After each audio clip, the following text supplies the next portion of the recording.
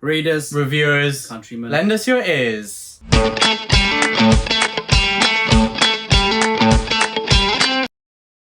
And a huge thank you to all of our Patreons. Thank you to the Pit Fighters, the First Swords, and all of the Bright Stars, Truth and Courage.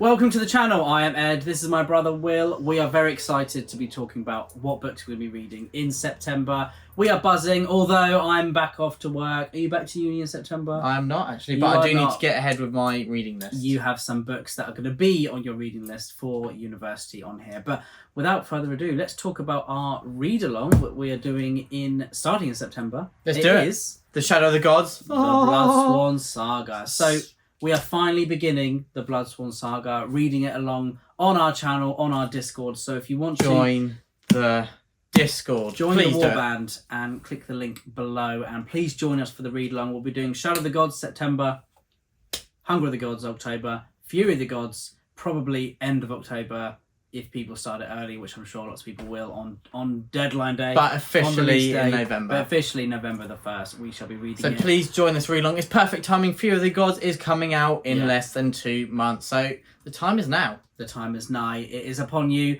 Join the Warband. Let's do it. And as I said, join the Discord. But that's Shadow of the Gods, of course, a read along for us. And I haven't decided if I'm going to be reading this physically or on audiobook. Physically for me. Yeah, I'm not sure yet. yet. Last time I read it was I listened to it, so I think physically. Yeah, I'm not sure yet. It depends on... I'll talk about other books this video and get ready for uni, so it depends on how that's going. Scary stuff. First one for me was a book recommended by Matt from Matt's Fantasy Reviews, and it is Dungeon Crawler Carl. I can't say... I've also heard I can't say Carl. Carl. It's a really hard word for me to say. Carl. I wonder why. Carl. Interesting. It means for like, you know the woman in Love Actually who goes out with Carl. Yeah. I can't say it. Dungeon Crawler CARL. I did not think we'd be talking about Love Actually in this Matt video. Dinniman. And this is a story of the apocalypse is happening. It is going to be televised. That is the punchline on the book, and it is about there is a dungeon. I think there's 18 dungeons in one, and for people to survive, for humans to survive, they have to complete the levels of this dungeon. They have to kill the creatures inside it in a really exciting way that makes people that gets them like more followers, just or something like that kind of thing. But essentially, you've got to do it in an exciting way. Yeah. To survive at the end of the dungeon, and it's about this man called Carl, and it's going to be exciting. I've heard it's just like crazy fun. It is an exciting book, which I'm really in the mood for. I've been really excited to read a lot more fantasy and some lately, self-pub as well, and some self-pub as well. So yeah, this book ticks both of those for me, and I've heard, like Will said, Tutor Ramble, as well as Matt from Matt's Fantasy Review said it is a riot. So, yeah, I'm looking forward to it. Very nice, Ed. And I've got something that was reviewed on Matt's Fantasy Reviews as well. The Daughter's War. You've recently loved it. Papa Gwynne's recently loved it. And I have very, very high hopes. It is a masterpiece. I just want to say thank you. This is a smaller hardback because it's from America, from a very kind patron of ours. Gifted me a signed copy of The Daughter's War. How amazing is that? And so thank you, Ohio Ed. It's absolutely amazing, and I cannot wait to be reading this in September. She just knew what's on my TBR somehow. Knew it was perfect timing. And so yeah, I'll be reading this in September. Do you want to give a little sneak peek to what I may be expecting, Ed? Well, it's a prequel to The Black-Tongued Thief, but we are following Galva, who is part of the Raven Knights. So she looks after the war corvids. And she's part of that kind of like squadron, basically, and she is sent in as a special ops team, essentially, in the Goblin Wars, and you will never see goblins the same way after you read this. Papa Gwynne said they are nasty goblins. Well, nasty is one word. Yeah, there's a lot of others I can think, but nasty definitely suits them. And this is apparently one of those that you really appreciate the writing style as well. Oh yeah, the writing is absolutely incredible, and I think it's got one of the best villains I've read. It's got one of the best climaxes. The action is incredible. The dart, everything just gels dialed up to 10. It's one of those that just Christopher Buehlman struck gold, definitely. So, very nice. Yeah, very nice. That's for me. Talking of fantasy, I shall be reading The Grace of Kings, which everyone and their dog and their cat and their tennis partner have been saying is one of the best series. I heard This Library is of the Vikings Dandelion. saying recently that even though so many people are reading it on BookTube, Yeah. he still thinks it's underappreciated because he thinks there should be one of the most successful series in the world. Damn. Very nice. Bold words. Bold words. It is the story of an emperor who is dying, and then there are two people. One of them is, I believe, a bandit, and the other one is or the son of a deposed duke. Both of them are leading their own separate rebellions against this empire, and it's the story of how it plays out, I guess. And I'm really excited to see what I think of it. I'm really excited to read some more Ken Liu. I read his Paper Menagerie short story collection. The actual short story, The Paper Menagerie, made me weep. So we shall see if I have to bring the tears along to this book as well. But I'm really looking forward to reading The Grace of Kings. I've been excited to read this for quite a while. You actually have the special editions somewhere. I do. Don't you? They do look very nice. Somewhere. Hidden. They are somewhere hidden. But yeah, I'm excited. Very nice, Ed. And next up, I have a book that's being published in September. This is Henry V by Dan Jones. Been very lucky to be given early access on NetGalley. Nice. Dan Jones, we love his fiction, we love his non-fiction, and here we have a chance to Have you seen the Broken Binding special Doesn't it look edition of awesome? Henry V? I love the V shape of the art. That was very cool. Looks beautiful. And so yeah, great edition. Brilliant. I think I've actually bought it. Oh, so I think I may be having a copy of very that nice. Lovely special Did edition. you use the Brothers Gwynne code? I didn't actually special edition, but yeah. Yeah, but yeah, looking forward to really reading this. Henry V, of course, character who may not have been the nicest of people, but he is one of the most famous, and he is recognised as one of the greatest kings of England, with obviously greatest. Being a king means conquering and a lot of nasty stuff like that. Mark. But yeah, he Prince left his mark. And he was a successful to what the ideals of a king were. Yes. And so... dying young. Yeah, conquering France. Yeah, winning in France. But yeah, I'm really looking forward to getting a deeper dive into Henry V, especially from the lens of Dan Jones's writing. Everything started to go downhill after he died in the 100 Years' War for England. For France, it was very much looking up. Very true. Yes. And also, please do check out our interview with Dan Jones on the channel, in which he gives a little sneak peek into what inspired him to choose Henry V as a historical figure to focus on. I prefer just to chat to him, call him Dan. Really. Just Dan. That's just what I say. I don't say Dan. Talking of more fantasy from me is Ravenheart. You are on by the fantasy roller coaster this year. Fantasy hype. This month, I mean. As people would say. Yeah. Ravenheart by David Gemmell is book 3 of the Regante. Now, I have always treated the Regante as a duology because the first 2 books are set 1,000 years before the latter 2 books. Ravenheart is book 3, so I'm now taking the plunge, diving into that future of the Regante. Now, the Regante are now a conquered, subjugated people, and there are 2 men who hold the key to them breaking free. Like the rhyme? That was nice. I did the time. Oh, yeah. So I love David Gemmell's writing. The Regante is my favourite series by him, but I guess I can't say it's my favourite series because I haven't actually finished it. I would still treat it as 2 separate duologies. Yeah. You're invested in This is the Ravenheart. Regante 2. So this is book 3 of the quartet, but it's 1,000 years after the first 2. Yeah. So it is basically book 1 of a new duology. Yeah. But you're invested because it's with the Regante, but who are now subjugated people. So I'd say it's more a series through its thematic links rather than anything else you'd associate with a series. So I'm excited to read this. I've been longing to read some more David Gemmell. I actually listened to Midnight Falcon, which is book 2 of the Regante, in August. So yeah, loved it, and I can't wait to read more. Very nice, Ed.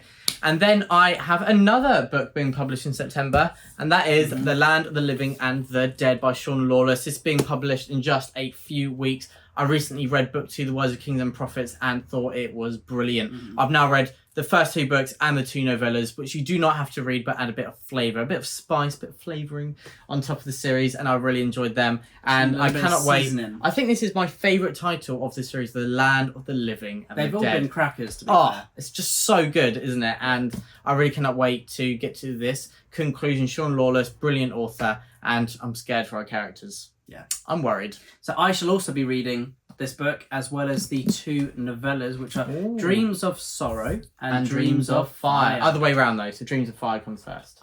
So I shall be reading both of them and The Land of the Living. 2 of the best novellas I've read. So it is the month of Lawless. It is the month of Lawless. Yes. Yeah, let's hope not. Yes, yeah, let's hope not. So I'll be reading all 3 of those in September, which I am buzzing for. And it's been a journey since seeing Shauna Lawless wanting to become an author, writing her stuff, and now she has a trilogy, 2 novellas out.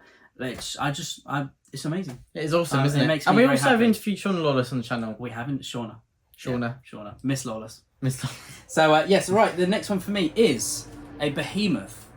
And it is The Way of Kings by Brandon Sanderson. Now, this is actually Papa Gwynne's very that he's had for a dusty long time, edition. yeah. So, we recently read, what was it called? The Final Empire. Mistborn, number 1. I didn't like it, but I've received a lot of messages saying... You just please, condensed our review into about 8 seconds. That's what I do. I was a bit more positive. I've received a lot of messages saying, please just read The Way of Kings, see how you feel about it. So I shall be listening to it and reading it, because it's a big chunker, in September, and I shall see how I get on. So I'm a little bit apprehensive. I'm thinking I will probably enjoy this a lot more. I hope I enjoy it, considering it's bigger than my child. Because if I didn't, that would be unfortunate. That would be unfortunate. That's a lot of time, so I hope I will enjoy it. Yeah, have you read The Way of Kings? I have. I've read it 5 or 6 years now ago, so it's quite vague. But I remember really enjoying 2 POVs, not so much another. Ooh, how many stars did you give it? I think at the time 4.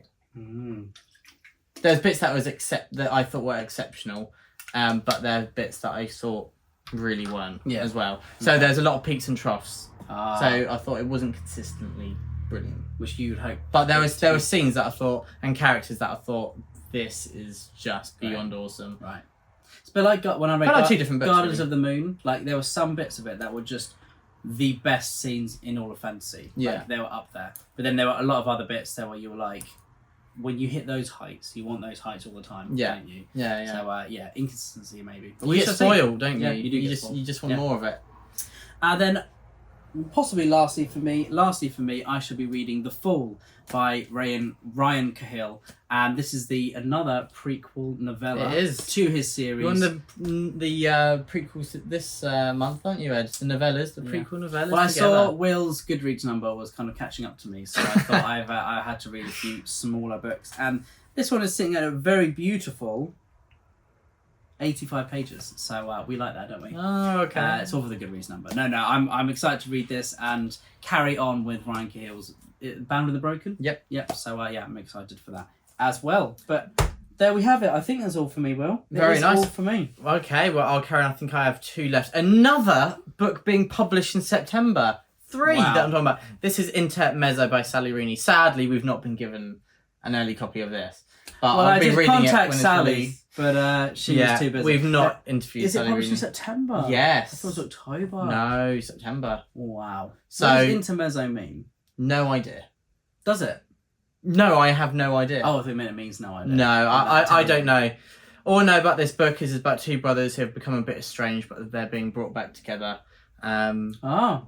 Yeah, not a message there, not a message between us 2. But and Sally Rooney's a fantastic writer. It's like you when you come back from uni. It's like that. You've estranged yourself. Well, let's read it first before we decide what it's like. True. But yes, I'm really looking forward to reading some more Sally Rooney. One of my favourite authors out there.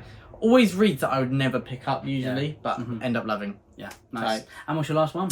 This is for uni, Adam Bede by George Eliot, and I know a grand total of nothing about this book. So I'll be reading Adam Bede, which I think is 800 pages. It can't be any good if we haven't heard of it. Yeah, probably not. Yeah, definitely. It's only canonical and classic, but I know nothing about it. Well, and so I think it's 800 pages. Durham does.